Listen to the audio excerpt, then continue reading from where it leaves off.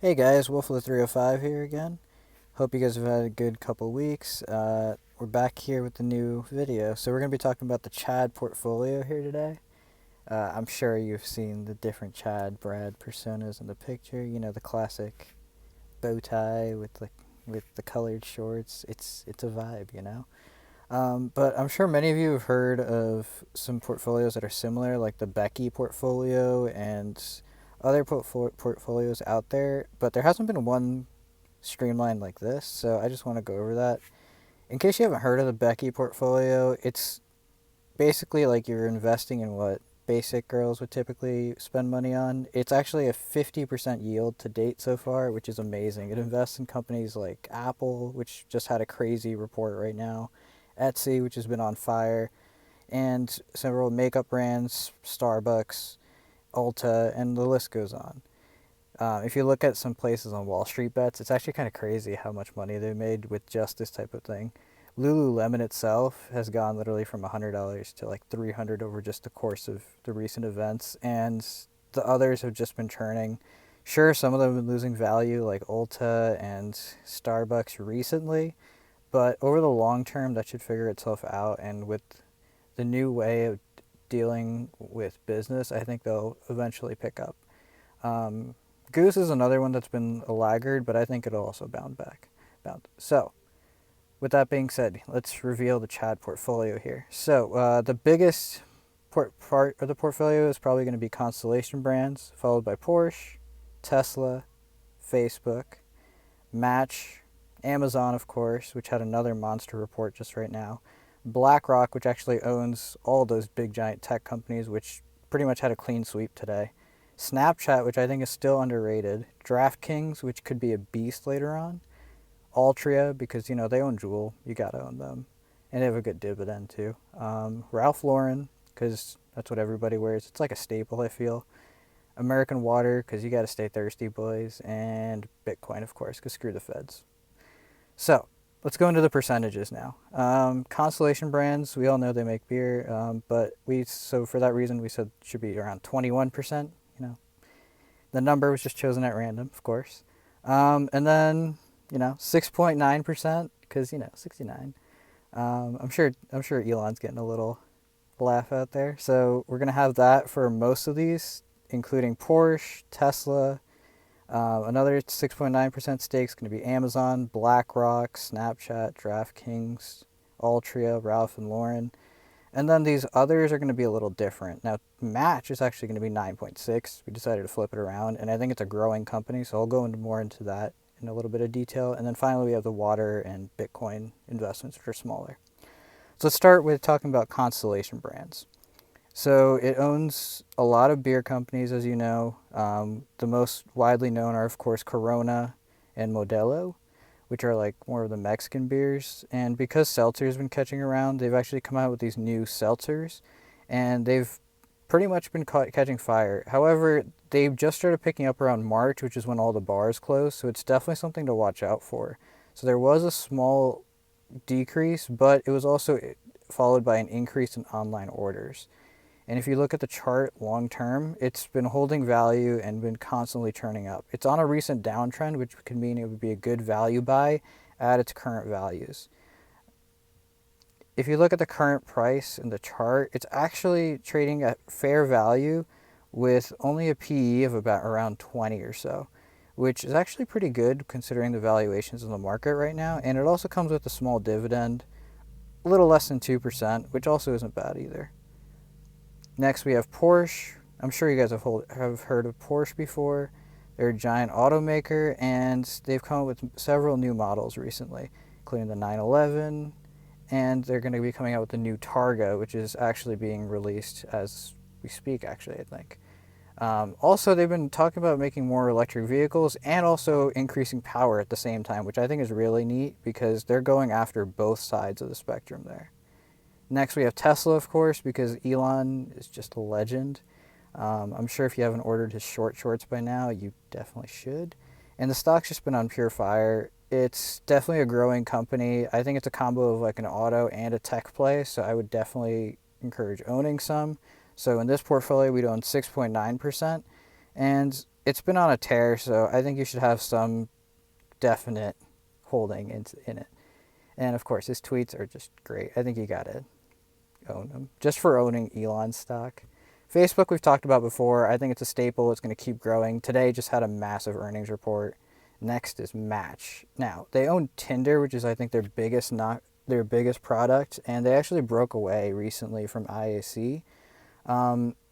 They're basically going to be the future of dating, and especially with the way the world's closed right now, I think it's going to be an even bigger factor.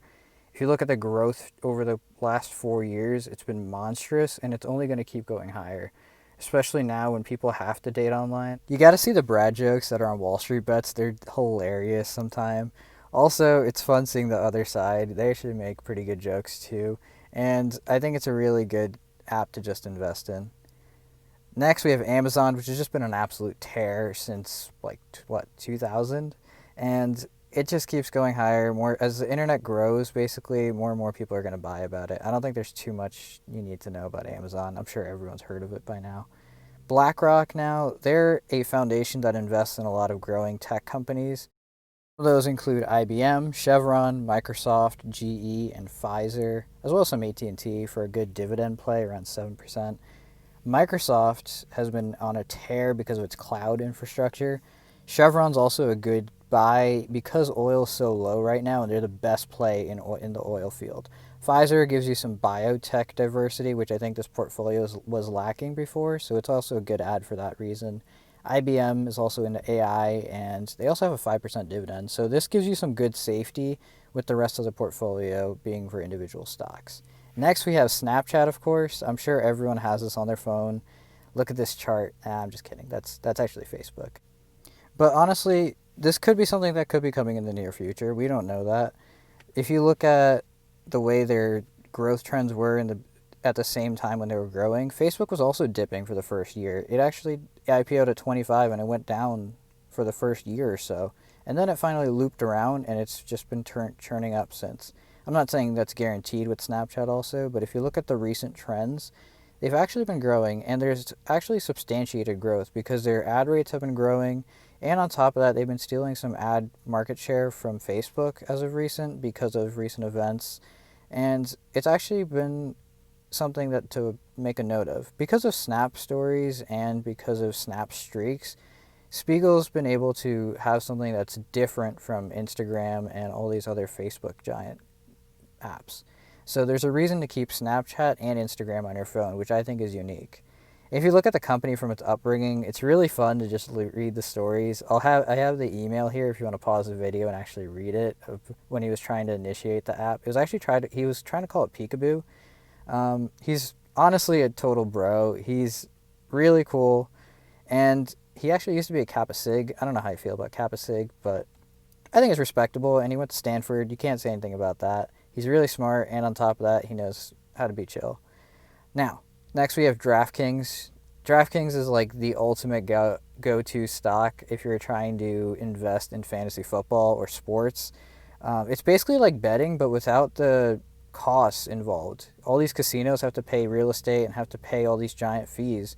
DraftKings is purely online, and I think it's a great play, and it's a total bro sport, so I'm all for it.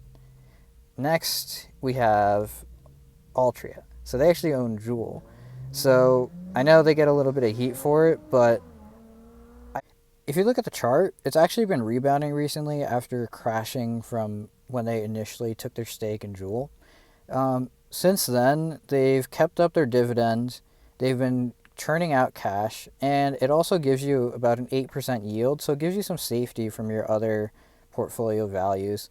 Also, if you just go to a frat party or anything, you can see that there's plenty of people juuling. Every person there usually is, and at the very least, it's definitely better than smoking, and it gives you some dividends.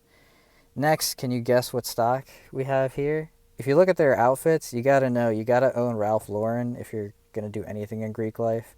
It's a great company also with pretty good fundamentals, especially in a really competitive retail space. Their highs were around 192, and recently they've come down to around $70 a share, which I think is actually a bargain if you look at the long term. They used to also have a dividend, which they've recently cut. I guess you can't really blame them with what's going on, but their products are definitely high quality and their margins are actually pretty wild. If you look at just their store, like they're selling sweaters for $1,500, and then they also have some t-shirts for like $18 in case you don't want to spend all that money. So they have both sides of the spectrum considered there. I feel like it's something that's a staple in everyone's wardrobe when they grow up, if they want to be in like the finance sector or just like have that clean look when they're growing up. I think it's a good company and it has a really good brand, so I actually think it's a good add to the portfolio. Now next here, this one's kind of just water. I think water is just going to keep going up as it becomes more scarce, and it pays you a 1.5% dividend.